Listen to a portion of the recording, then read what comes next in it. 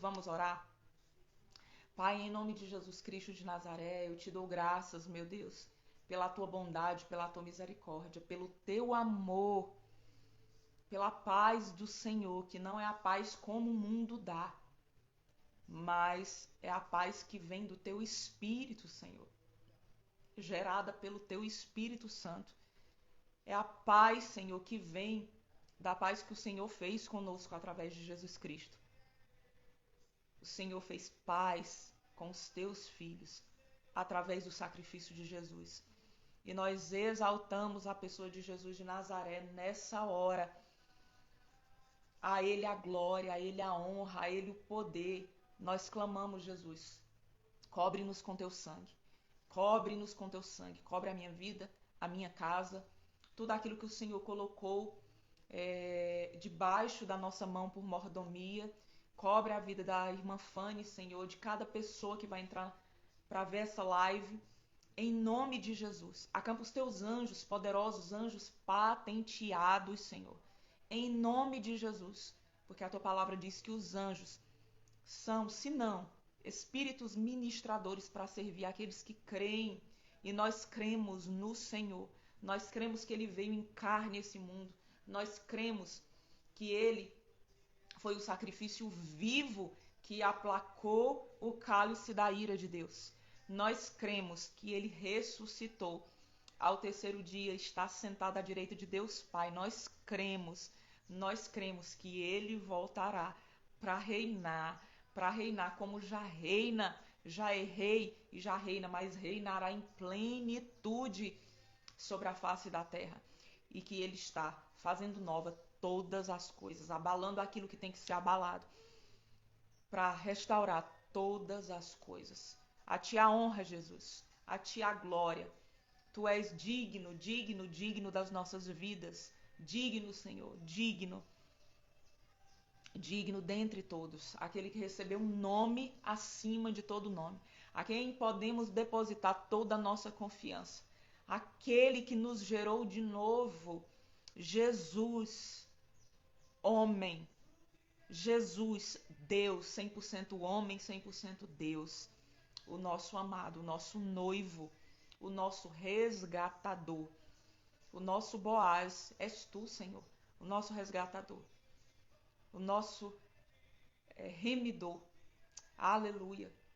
Nós te damos graças, Jesus, pelo teu amor, pela tua misericórdia e, sobretudo, pela tua paciência conosco. Pela tua paciência. Tu és também consolador. Consola, Senhor, aqueles que choram nessa hora. Consola, Senhor. Que a tua mão forte e poderosa alcance o órfão, alcance a viúva, alcance o desesperado, alcance, Senhor, alcance o pecador, Senhor, que é todo homem, que é toda mulher que nasceu nessa terra, Pai. É aquele que precisa de ti. É aquele que necessita de ti. Aleluia. Aleluia. Aleluia. Irmã Fanny, a música ao fundo tá atrapalhando? Me dá um retorno aí. A música ao fundo tá atrapalhando a minha voz ou não?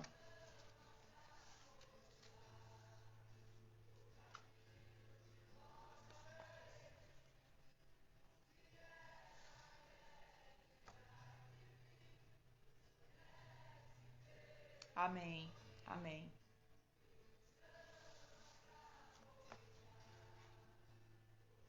Tá ok, né? Tá ok. Então, primeiro, eu quero te falar. Hoje eu tô com a camiseta, não sei se dá pra ver, Holy Dress, Tempo de Frutificar. O nome dessa camiseta é Bendito Fruto. Aqui baseado em Lucas, né? Lucas 1, 42, parte B, tem aqui Lucas 41, parte B. Eu tenho Romãs aqui, essa camiseta que é 100% algodão, feita sob demanda, evitando desperdícios e feita 100% no Brasil. www.holydress.com.br. Eu vou deixar na descrição aqui da live. Você pode acessar a nossa loja e fazer a sua compra. Tem cada coisa linda, tem caneca, tem boné, tem coleção infantil, tem moletons, moletom canguru, moletom normal, tem t-shirts de todos os estilos, com mensagens proféticas, mensagens que vão edificar. Acessa, compra, presenteia e 50% desse lucro ele vai ser investido na obra missionária. Então, é mais do que um presente, é mais do que uma compra, ok? Então, vamos lá, vamos continuar no nosso bendito fruto, a capacitação divina para a última hora. E nós estamos no capítulo 5. O capítulo 5 é o cultivo. No próximo capítulo nós vamos adentrar em coisas mais profundas e falamos de raízes profundas. Nós paramos nisso, em raízes profundas. Nós falamos do cedro do Líbano, como é a formação do cedro do Líbano, que nos primeiros anos, se eu não me engano, nos 3 primeiros anos, ele cresce 5 centímetros por ano, mais 1,5 metro de raízes. Então a raiz dele cresce muito mais do que a estatura, do que se pode ver dele, né? Mas ele, depois de um tempo, ele começa a se desenvolver e ganha grandes alturas. O cedro é uma árvore majestosa e a Bíblia nos compara ao cedro do Líbano. E depois de 40 anos ele começa a frutificar. E a Bíblia também diz que o justo será como a palmeira.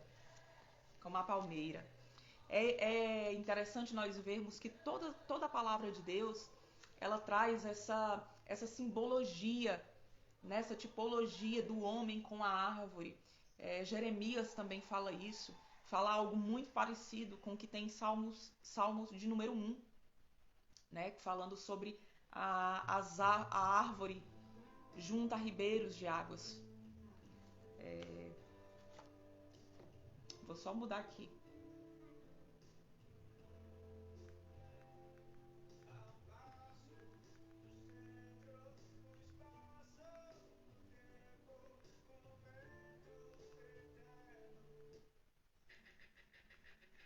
Gente, eu tô com arsenal musical novo aqui que meu esposo fez, então tem muita música agitada aqui. Então vamos lá. E nós agora vamos para a árvore morta. Vamos lá? Árvore morta. Um dia veio uma frase à minha mente, da parte do Espírito Santo. A face mais bela da morte é a vida que ela gera.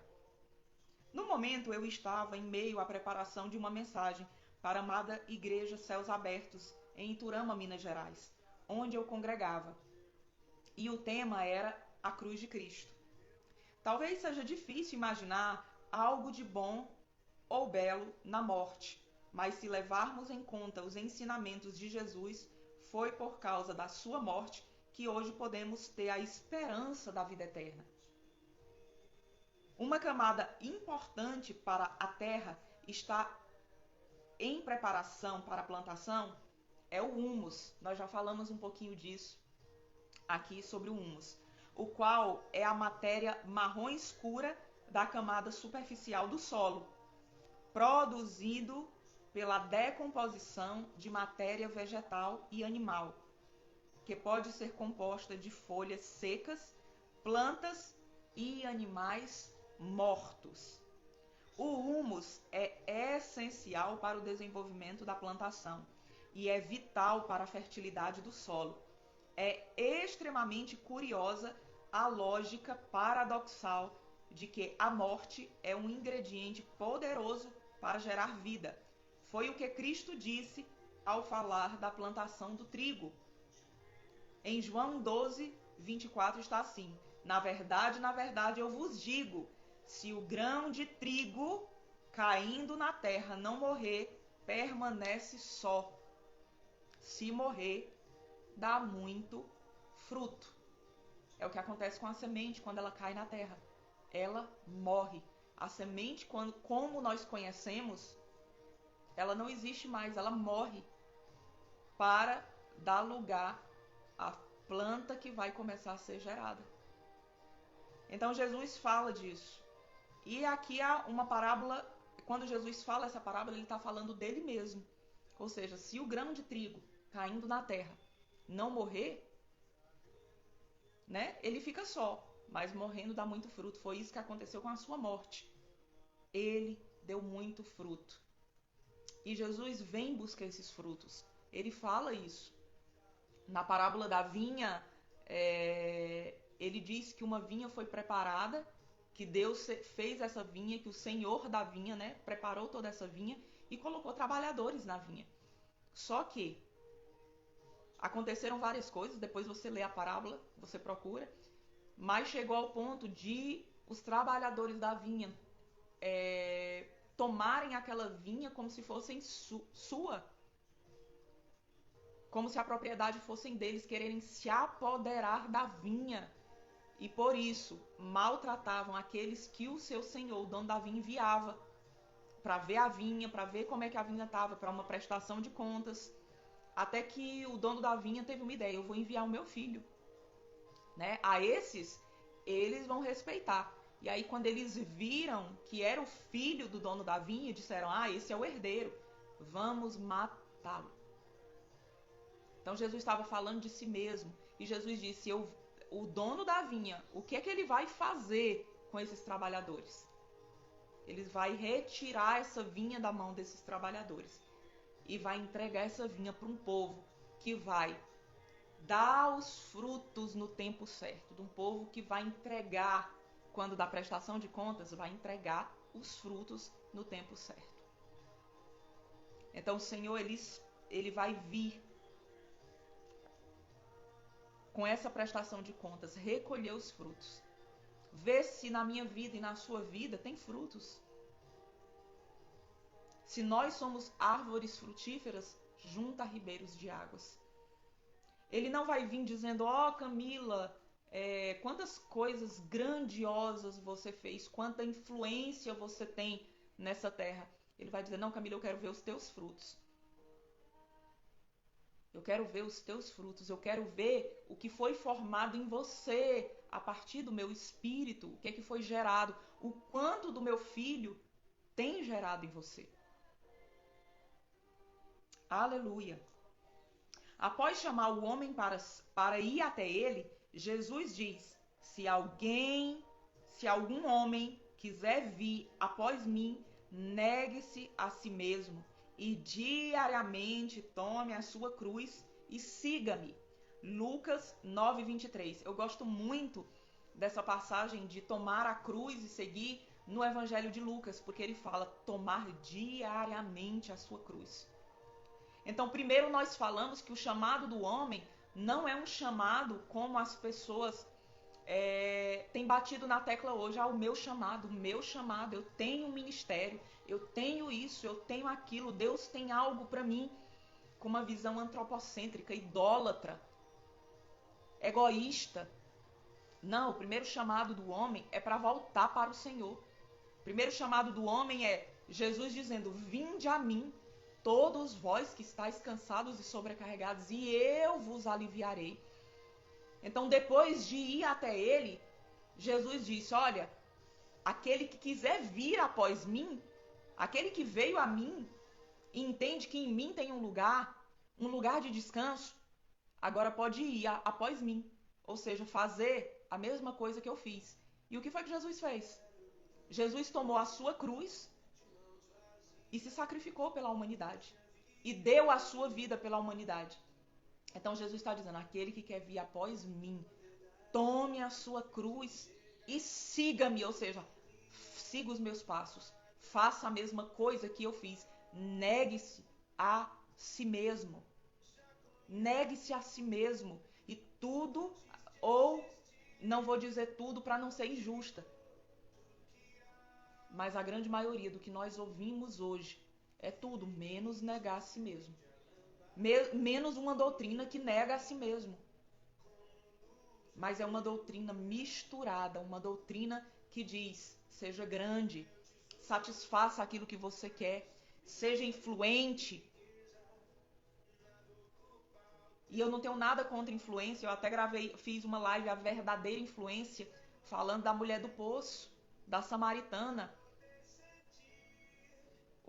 Qual a relação entre a palavra influência do que Jesus fez com a samaritana? E tá gravado, se você quiser assistir, você vai lá, a maior influência. Mas nós temos também que ver as nossas motivações, e isso tem a ver com fruto. A benignidade é um fruto que trata sobre a nossa motivação.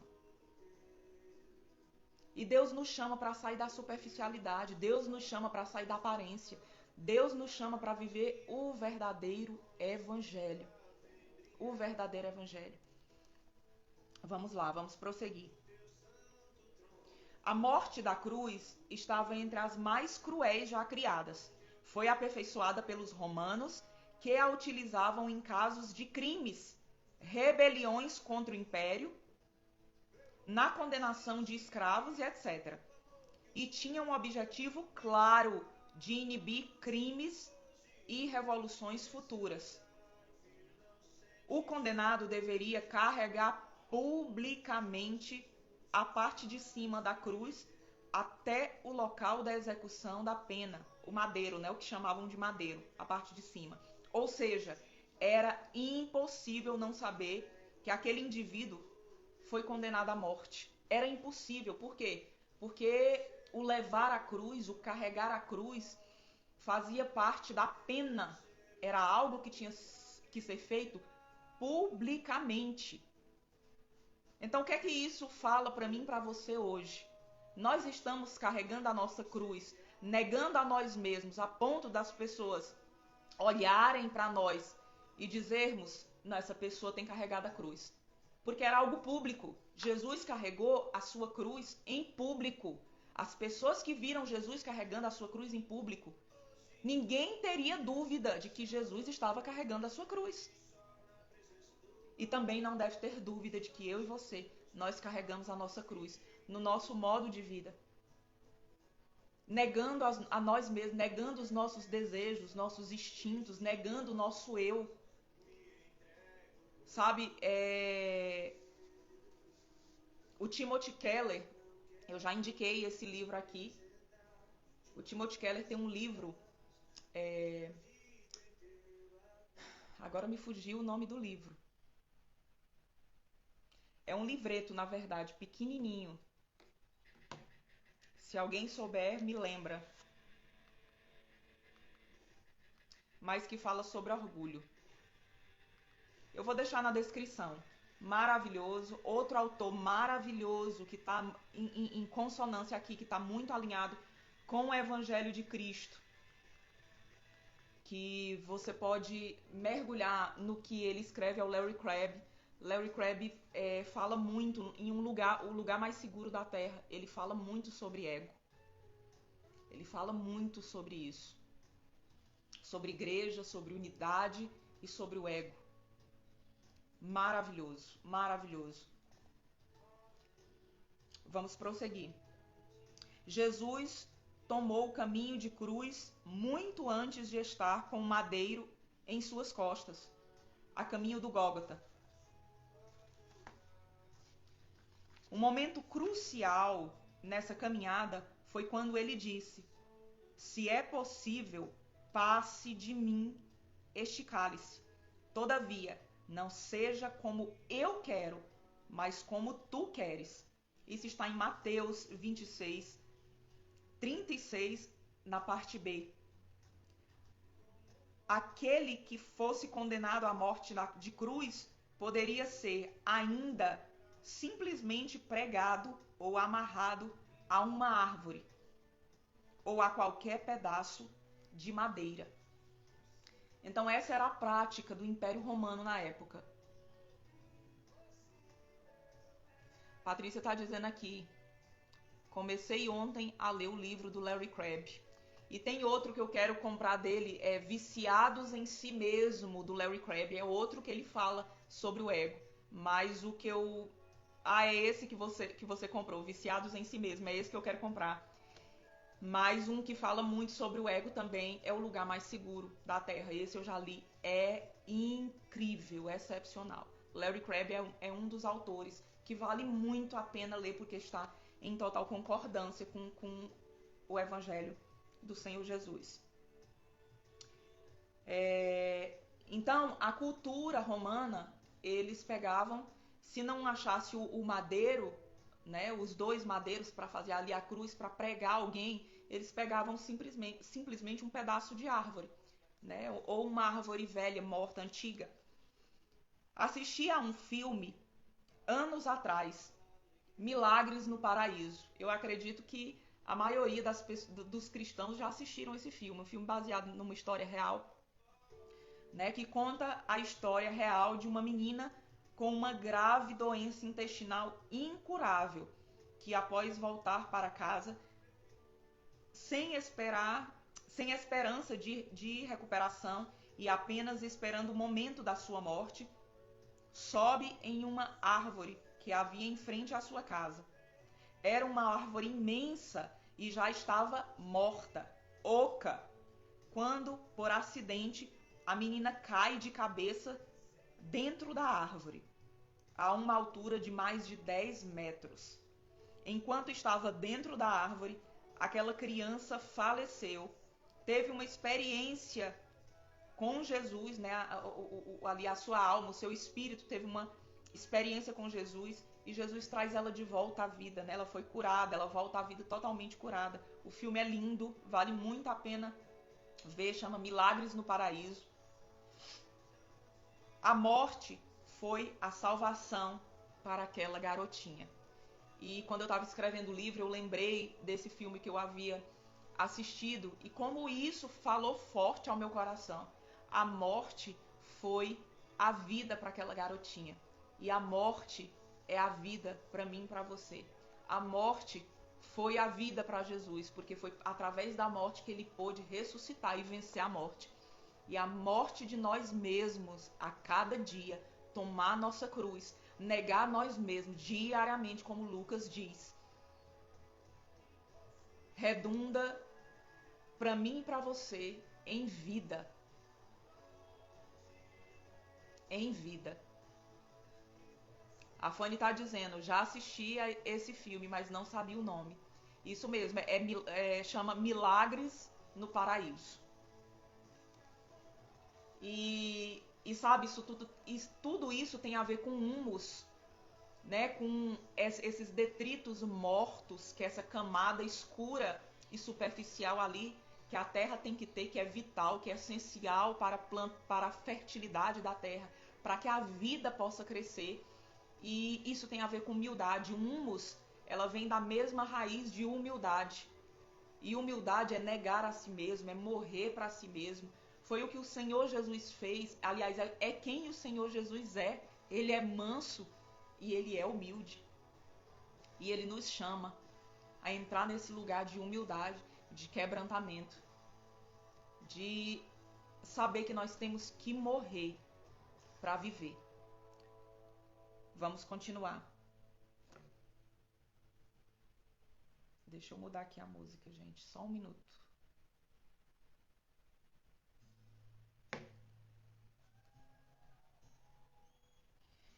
Esse caso ilustra muito bem a vida cristã. A passagem bíblica de Paulo, quando diz: estou crucificado com Cristo, não obstante eu vivo, porém, não eu, mas Cristo vive em mim.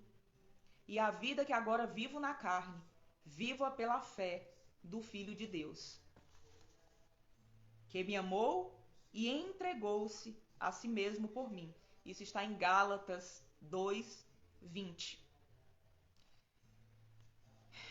Vamos adiante.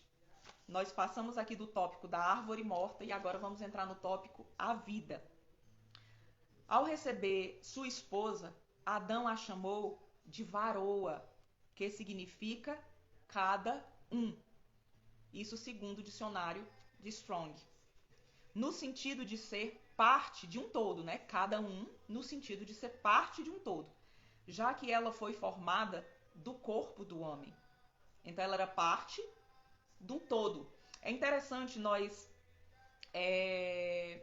lembrarmos que em Gênesis, quando Gênesis faz o homem, né? Lá o nome homem quer dizer humanidade, né? Humanidade. E a mulher já estava ali, dentro de Adão, junto naquela humanidade. Então ela é parte, cada um, né? Parte de um todo que já existia, que o Criador já havia criado. Então, vamos lá. Cada um no sentido de ser parte de um todo, já que ela foi formada do corpo do homem. Mas a ordem é que eles se tornassem, né, depois, uma só carne, pelo relacionamento. No entanto, a completude deles não estava neste ato, mas em Deus. Então não existe esse negócio de minha cara metade, o outro que me completa, meu amor que me completa. Não. A nossa completude, a nossa satisfação. Deixa eu mexer aqui um pouquinho. A nossa satisfação, o nosso contentamento, o nosso real gozo na nossa alma, a nossa satisfação plena, ela vem do relacionamento com Deus. E Adão e Eva, eles viviam isso no jardim. Eles viviam esse relacionamento completo em Deus, porque o relacionamento íntimo que Adão tinha com Eva e que Eva tinha com Adão, ele emanava de um relacionamento que eles tinham com seu pai, Deus. Então tudo vinha da fonte que era Deus. Isso tem que ficar bem claro. Após pecarem, Adão muda o nome da sua esposa para Eva, que significa vida. Então esse nome Eva só veio após o pecado, que significa vida, por ser a mãe da humanidade. No entanto, a vida que Eva e suas filhas geram dali em diante é limitada, desconectada da eternidade contida no fruto de Deus, rejeitado pelo primeiro casal. Então eles já estavam o quê? Separados da glória de Deus por causa do pecado, e agora a vida que Eva geraria como mãe da humanidade era uma vida limitada, era uma vida que tocaria o quê? Somente o físico, de forma limitada, porque um dia iria morrer. A alma, ela é eterna, nós sabemos, mas ela ia voltar para um lugar determinado. E o espírito estava morto. Então a vida plena que foi rejeitada, porque quando eles comem do fruto do conhecimento do bem e do mal, eles fizeram uma escolha. E fazendo uma escolha, eles rejeitam as outras possibilidades. Então, comendo do fruto do conhecimento do bem e do mal, eles estavam rejeitando o fruto da árvore da vida.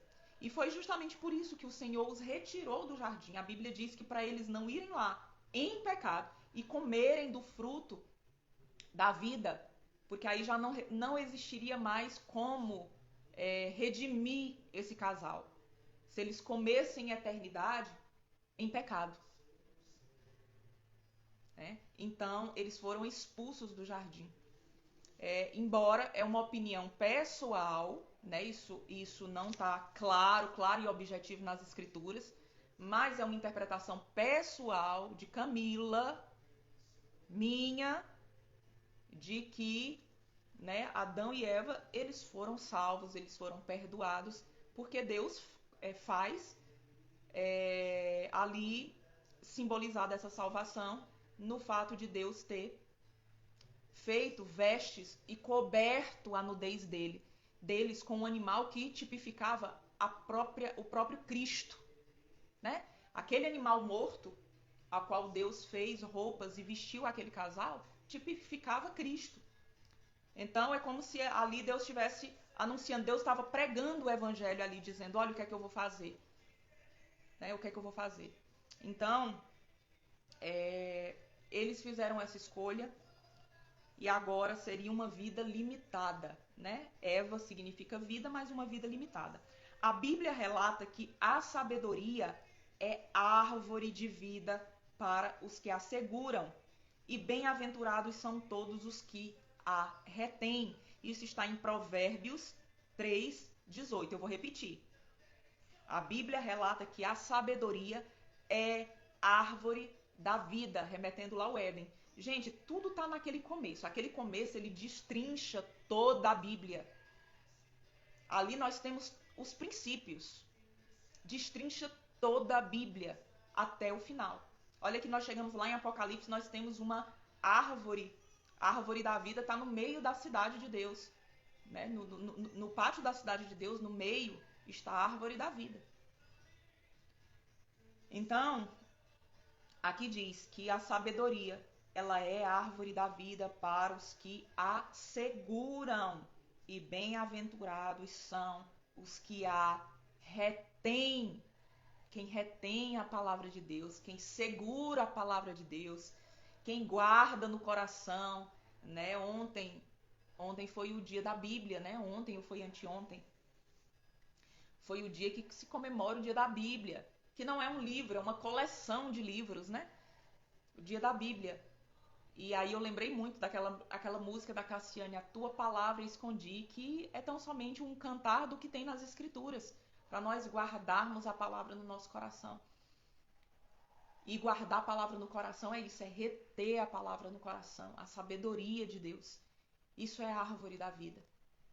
É a árvore da vida. Veja bem, não basta ter sabedoria, é preciso retê-la. Tiago ensina que há dois tipos de sabedoria. É preciso, a terrena, que é humana, animal e demoníaca, e a outra sabedoria que é divina. Esta não é adquirida pelo muito estudo, mas vem de Deus. Essa sabedoria, que em Provérbios está dizendo que a sabedoria... Acordei lembrando dessa música, a Paty falou. Aleluia. Olha o Espírito Santo testificando. Aleluia. Em Provérbios tem dizendo que a sabedoria está pelas ruas gritando. A sabedoria está pelas ruas gritando para quem possa escutá-la. Jesus muitas vezes diz o quê? Quem tiver ouvidos, ouça. Quem tiver ouvidos, ouça. E nesse tempo nós repetimos. Quem tiver ouvidos, ouça. A sabedoria tem clamado pelas ruas. Por quê? Porque a sabedoria foi perdida lá no Éden. E o homem, a humanidade, a carnalidade, envolto no pecado cada vez mais. Ele tem se afundado numa sabedoria que é carnal e é demoníaca. Nós temos que entender que a árvore do conhecimento, que o homem e a mulher resolveram comer em desobediência para Deus, tem uma faceta boa e uma faceta ruim. É o fruto do conhecimento do bem e do mal. Então tem coisas hoje no mundo que nós fazemos que são boas, que são legítimas, que são necessárias para a humanidade, mas que aos olhos de Deus não vem dele, a fonte não é ele. E que são objetos de idolatria, que afastam cada vez mais o homem dele. Nós temos uma sabedoria humana. Quantas pessoas são inteligentíssimas, mas a conclusão que elas chegam é que Deus não existe. É que o ser humano é essa inteligência maior. Então, há uma sabedoria que é divina, que nós precisamos, nós necessitamos buscar a sabedoria do alto, a sabedoria que vem de Jesus, que vem cheia de humildade e de mansidão, e rejeitar a sabedoria carnal e demoníaca desse mundo. E a sabedoria de Deus, ela é loucura para o mundo. Ela é loucura. Por exemplo, para o mundo hoje é sabedoria não ter filhos, não ter família. É sabedoria pensar só na vida profissional. É sabedoria pensar só em si. É sabedoria tantas coisas que para Deus não é importante, que não é herança para Deus.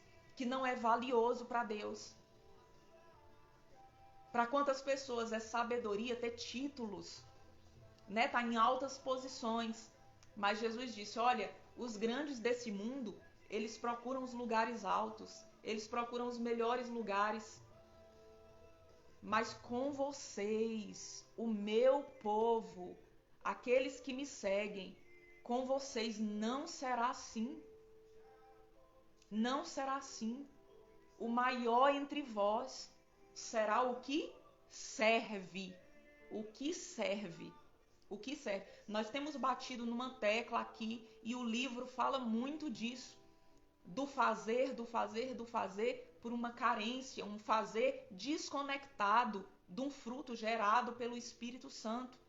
Mas, queridos, não há como uma pessoa estar cheia do Espírito e ela não ser serva.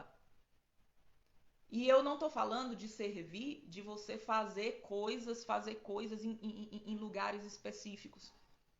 Eu tô falando de viver uma vida de servo. Eu lembro, e assim que eu estava em Santa Luzia, e assim que a gente começou a ir na comunidade cristã, inclusive o Jefferson entrou na live, não sei por que não deu para ele ficar, mas o Jefferson era de lá, da comunidade cristã, é de lá, comunidade cristã em Santa Luzia, e foi um divisor de águas na minha vida. E eu lembro que tinha uns irmãos que se aproximaram da gente, o irmão Madison e a irmã Vivian, né? E eu não quero ser injusto, porque vários outros irmãos, assim, nos amaram tanto, mas o irmão Madison e a irmã Vivian, eu lembro que na época eu estava grávida, e eu pegava o ônibus, o Jefferson trabalhava em Sabará, e ele ia mais aos fins de semana comigo na igreja. No meio de semana eu ia sozinha, e aí a Rutinha nasceu, e eu ia também, sempre.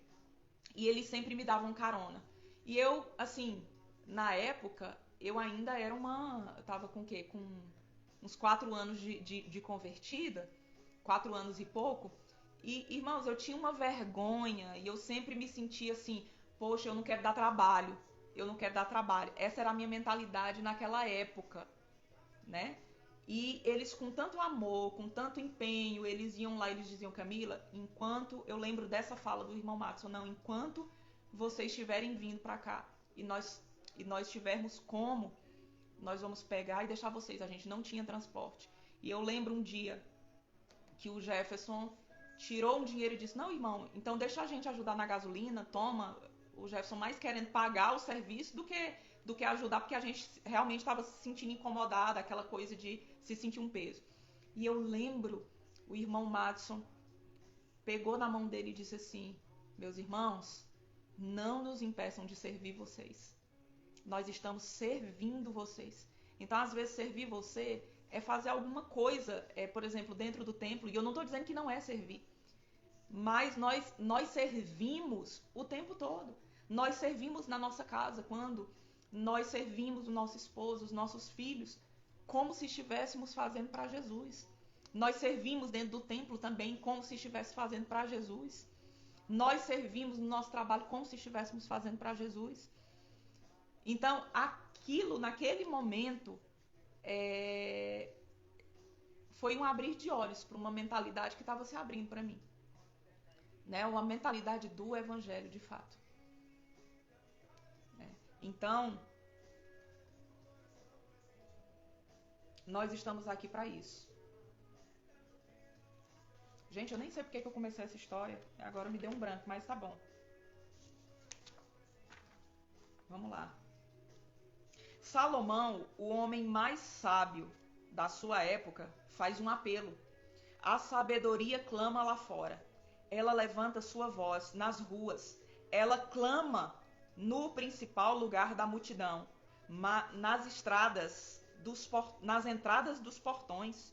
E na cidade, ela clama suas palavras dizendo, por quanto tempo, ó simples, amais a simplicidade?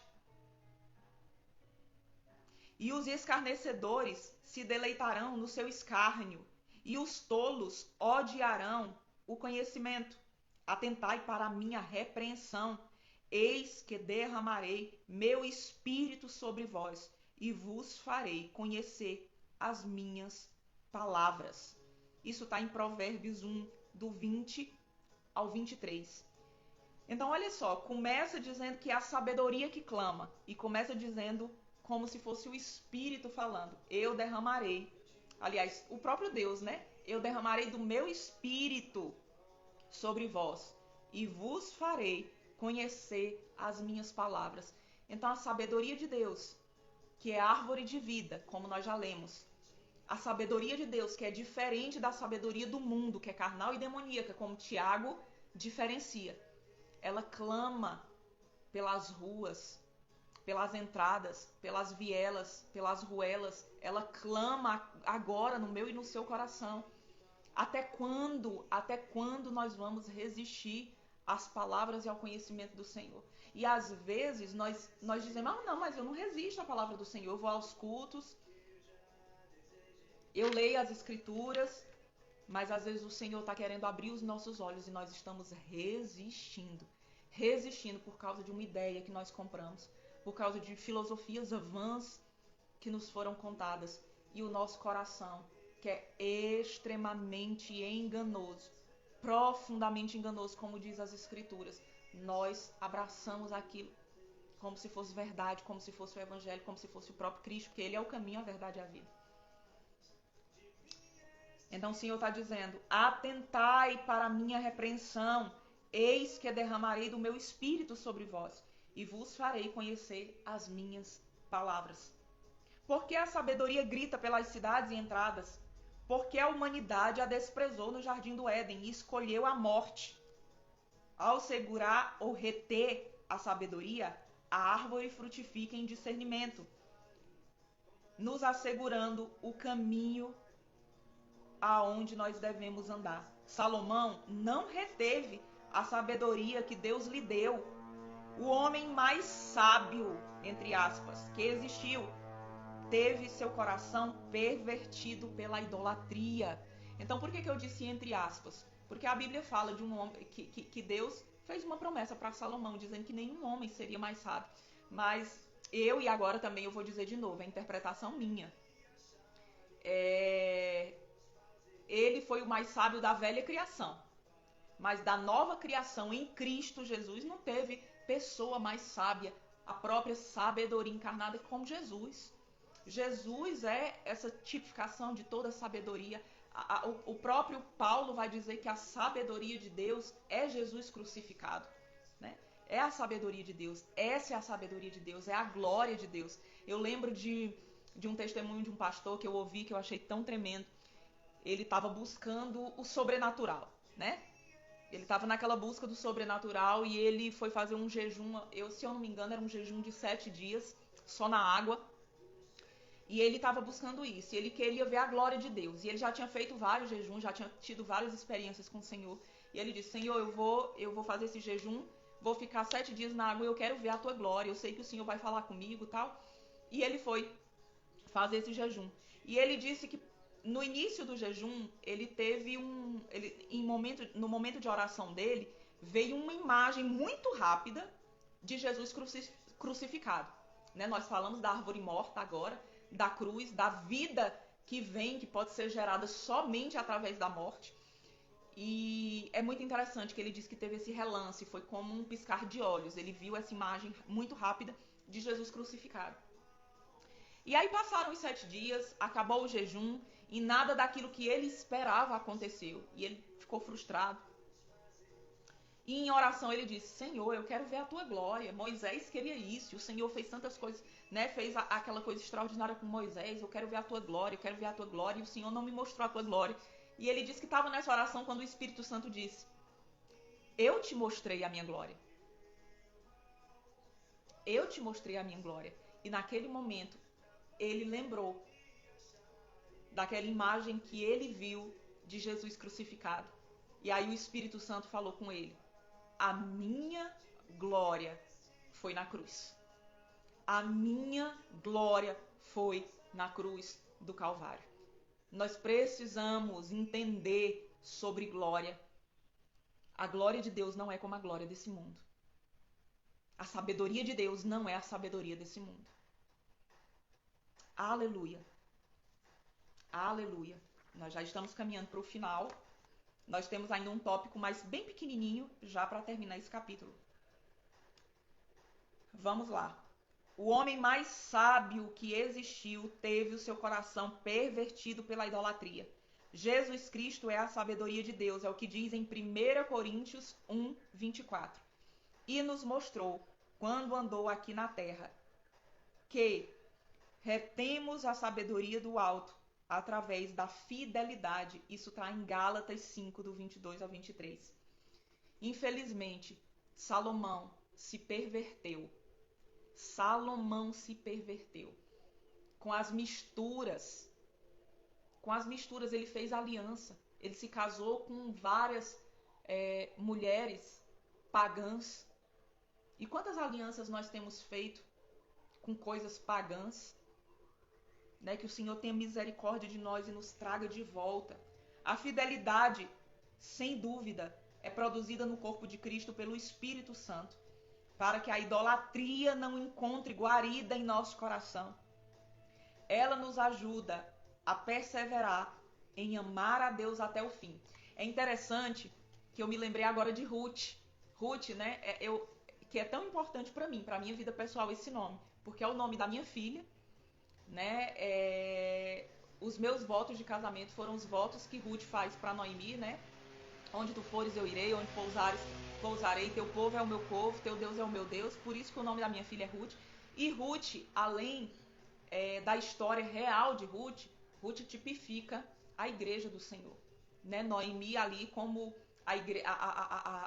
o povo de Deus da primeira aliança e Ruth como o povo de Deus da segunda aliança, né? Aquela que realmente vai levar o fruto através de Boaz, o resgatador, a figura de Cristo, e ela traz ali o fruto que é Obed, né? Que da linhagem de Obed vem o rei Davi e o próprio Cristo. Mas Ruth, o nome de Ruth quer dizer companheira, bela companheira ou companheira fiel. É a personificação de uma igreja cheia do fruto do Espírito Santo. A fidelidade é um fruto do Espírito Santo, onde o Espírito de Deus age na noiva de uma forma a ponto dela dizer: eu não te deixo, eu não vou fazer aliança com outros amores, eu não vou me apaixonar por outros amores. Você é o meu amado, assim como a Sunamita, né? E o seu amado ali em Cantares de Salomão. Eu não vou fazer aliança com outros amores. O meu coração é só seu. O meu coração é seu, meu amado. Eu sou fiel a você. Né? Como diz em Cantares, vamos e desçamos. Né? Vejamos as romeiras, vejamos as nogueiras, as romãs em flor. Ou seja, vejamos a frutificação. E Ruth representa essa fidelidade. A fidelidade é o fruto que vai nos assegurar de não trairmos o nosso Deus, de não nos misturarmos. Infelizmente, Salomão, a sabedoria dele não blindou ele, mas a sabedoria, que é a árvore de vida, a frutificação que vem pela fidelidade, aliás, frutificando a fidelidade em nós, com humildade, com tudo que nós já ministramos nesse dia 10, essa 11ª live, nesse dia 10 de dezembro, falamos do caminho de cruz, da humildade, da fidelidade, descansando na graça do Senhor. Nós temos a possibilidade de perseverar naquilo que o Senhor deixou, numa mentalidade segundo o verdadeiro evangelho do Senhor Jesus. Amém? Embora a mulher, eu pulei aqui um verso, ser fiel até a morte e eu te darei a coroa da vida. Isso está em Apocalipse 2:10. Por isso, os provérbios ainda advertem. O principal é a sabedoria. Adquire sabedoria e sobre todas as tuas posses adquire entendimento. A sabedoria de Deus, tá? Não a sabedoria do mundo que é carnal e demoníaca. Isso está em Provérbios 4, 7. E essa tradução aqui é pela Peshita. Embora a mulher não tenha escolhido a sabedoria no jardim, influenciado também a Adão, Deus a incluiu no propósito de redenção da humanidade através da maternidade. Opa, já tá eu batendo aqui nas coisas. Deus a incluiu no processo de redenção através da maternidade, pois a promessa diz que da semente da mulher nasceria aquele que pisaria a cabeça da serpente. Gênesis 3. Olha que tremendo. Nós começamos aqui esse tópico, vida, né? Falando do que aconteceu com Eva. Falando que Adão nomeia novamente Eva depois do pecado. Primeiro ele chamou ela de mulher. Depois chamou ela de vida, né? Eva significa vida, porque é a mãe de toda a humanidade, mas uma vida limitada. E aí Deus vem e inclui a mulher, mesmo tendo acontecido tudo o que aconteceu. Mesmo muitas pessoas estigmatizando, né? A mulher, porque foi a mulher que pecou primeiro, porque olha a misericórdia de Deus.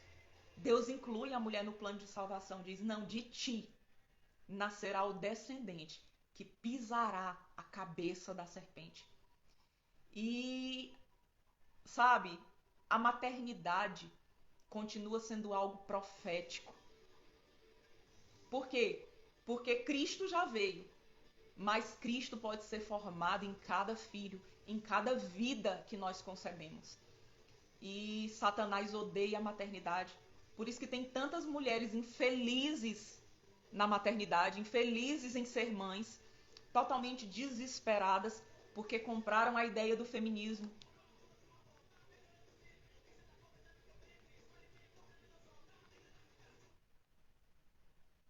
Porque compraram a ideia do feminismo. Que filho é um fardo, que filho é aquele. Não. Em Timóteo, Paulo fala que o quê? Que a mulher, ela vai ser salva pela missão da maternidade. Camila, mas eu não concordo.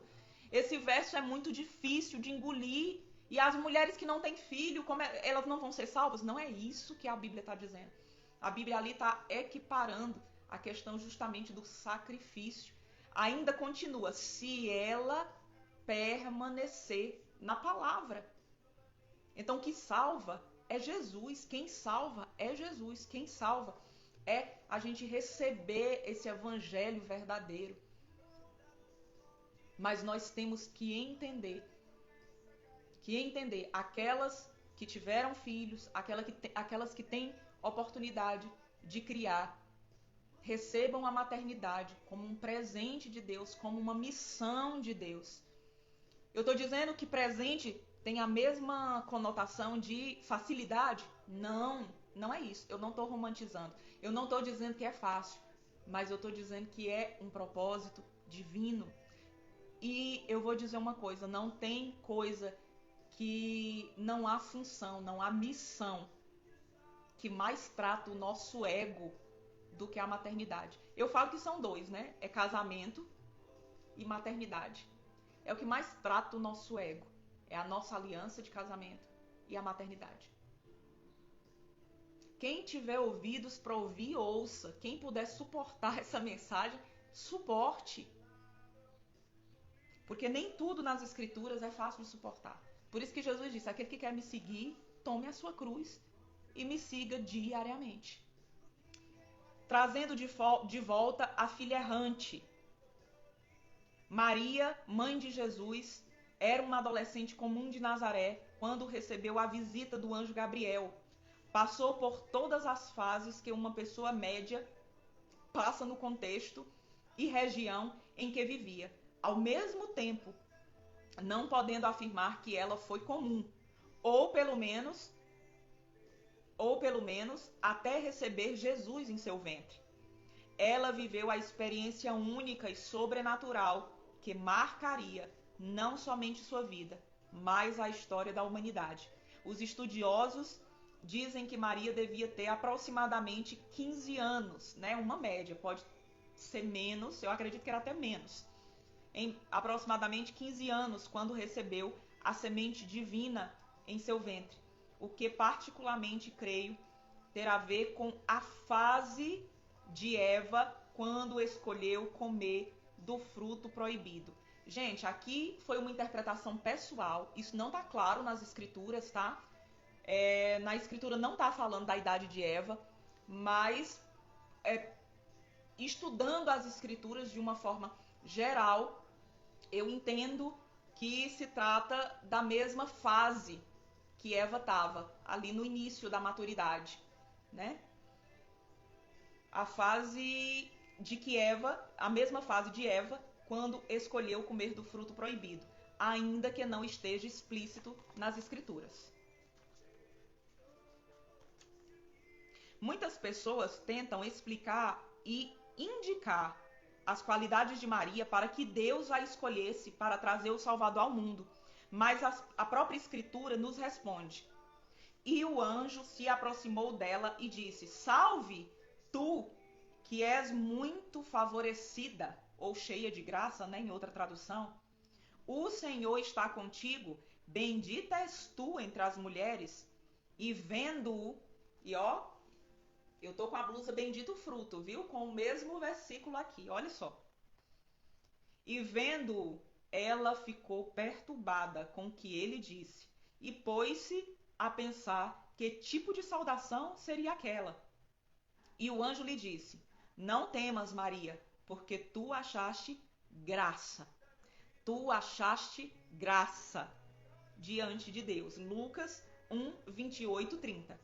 Maria foi coberta pela graça de Deus, um poder que favorece sem mérito algum de quem foi favorecida. Ou seja, sem mérito daquele que foi favorecido.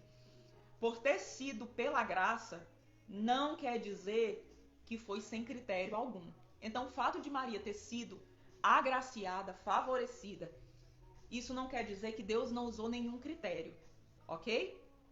Mas é lógico, não foi uma qualidade de Maria, eu vou escolher... Maria foi a mãe do Salvador porque ela foi isso. Como muitas pessoas falam, não, a Bíblia já começa dizendo, o anjo já faz a saudação para ela, muito favorecida. Maria cheia de graça, ou seja, cheia de favor de que você não merece. Cheia de um favor e de um poder que vem do alto, não tem nada a ver com você. Mas isso não quer dizer que não teve critério. Deus fez como lhe apraz. Deus faz como lhe apraz. E tinha que ser uma virgem, por isso que não é sem critério.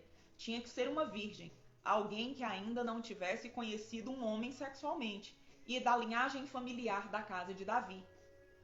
E José preencheu o requisito. Isso está em Lucas 1, 26, 27, Gênesis 49, do 8 ao 12. Ao contrário de Eva, Maria escolheu o fruto da vida pela obediência e declarou ao anjo: eis-me aqui, a serva do Senhor, faça-se em mim segundo a tua palavra. Eis-me aqui, a serva do Senhor, faça-se em mim segundo a tua palavra. Ela escolheu o fruto da vida. Isso está em Lucas 1,38. Seu nome significa rebelião. Olha só, o nome Maria significa rebelião. Mas o seu coração de servo humilde fez dela uma árvore frutífera, redimindo a maternidade e concorrendo para que se cumprisse a profecia de Gênesis 3. Através dela nasceu aquele que pisaria a cabeça da serpente. Aleluia! Por isso que esse tópico é trazendo de volta a filha errante. Quem é essa filha errante? A humanidade. É a humanidade. A filha errante.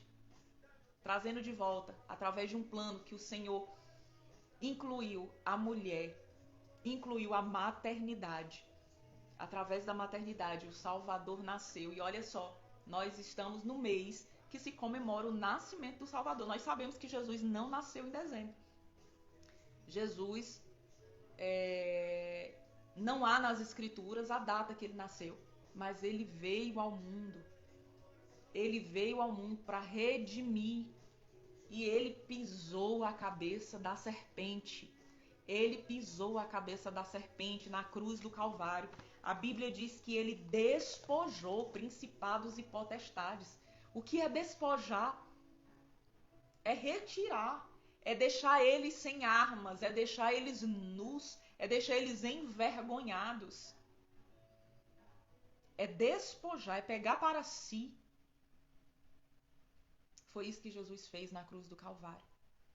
Foi isso que Jesus fez pela mim e pela sua vida. Então, quantas coisas o Senhor falou conosco hoje? Quantas coisas. Semana que vem, nós entramos no capítulo 6. Nós vamos falar de dores de parto, segundo as Escrituras. E nós já estamos no capítulo 6. Depois vai sobrar só mais 3 capítulos para terminarmos depois do 6. Depois de completarmos o capítulo 6. Alguém tem alguma dúvida? Alguém tem alguma dúvida? Gente, não sai da live, vamos orar. Não saia da live, vamos orar. É muito importante esse momento de oração. Alguém tem alguma dúvida? Quer fazer algum comentário? Quer complementar algo? Quer contribuir? O momento é agora. Me fez. Alguém?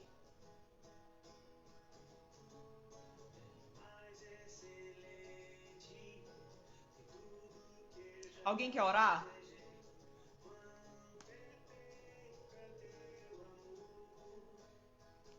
Alguém quer orar, gente?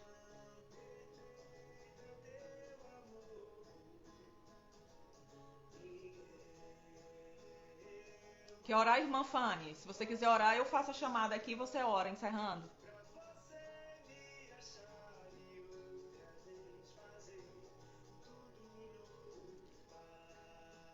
Missionária Erlane entrou, bom dia. A maternidade tem sido atacada, muito atacada. Já começa atacando o próprio bebê, né? No ventre. Sábado nós fizemos uma reunião com os pais na igreja e nós falávamos isso, né? Como o ser humano, ele foi desvalorizado. Isso foi uma construção. Foi uma construção social com muita calma, porque Satanás, ele tem muita calma, ele tem uma calma que nós não temos muitas vezes. A irmã Fanny tem que sair para a escola. Amém, irmã Fanny? Mas a maternidade tem sido muito atacada, Paty.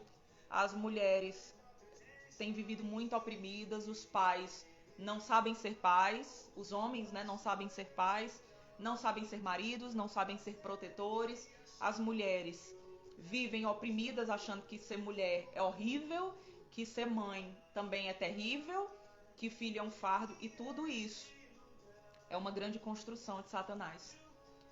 Ser mulher é honroso, você é ajudadora.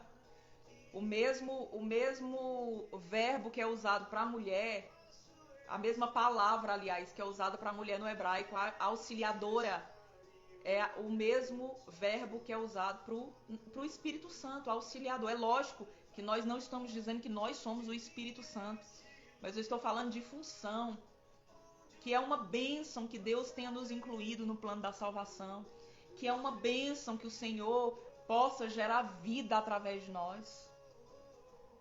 O cristianismo romano, que é um grande ídolo, o Cristiano Ronaldo, aliás, que é um grande ídolo do futebol, ele diz que a principal característica da mulher dele é ser mãe.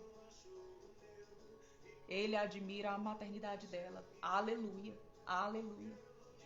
Graças a Deus, Deus tem despertado também muitas pessoas para falar de maternidade nesse tempo. Glória a Deus por isso. Glória a Deus por isso. Vamos orar? Vamos orar?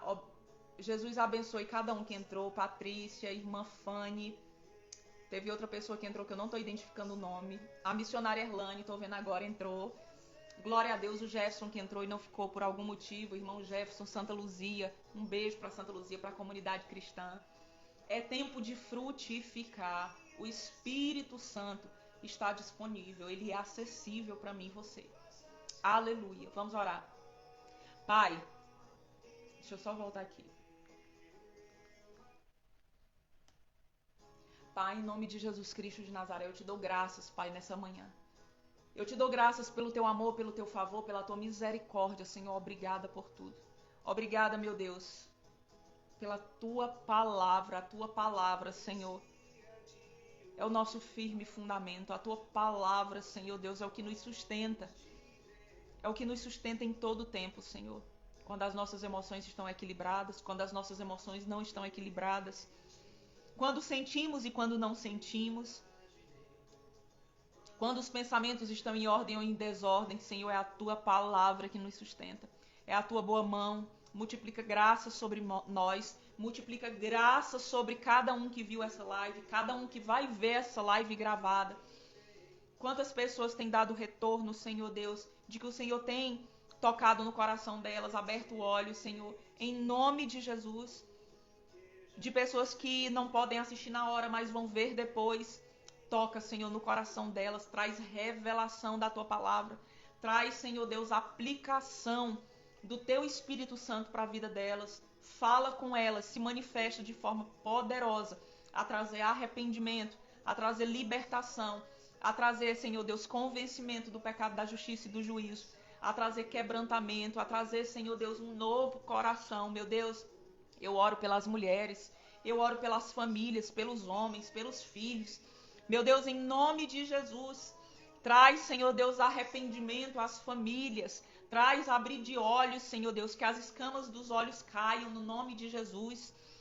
Que as famílias passem a ver, Senhor Deus, aquilo que o Senhor deixou. Aquilo que o Senhor trouxe como família, como papel de homem, como papel de mulher, como maternidade, como missão de criar filhos, como servir como servos do Senhor. A fidelidade, a sabedoria que nós falamos aqui. Tudo isso, Senhor, que o Senhor venha revelar, que o Senhor venha descortinar, que o Senhor venha trazer um novo tempo, Senhor Deus, para o teu povo.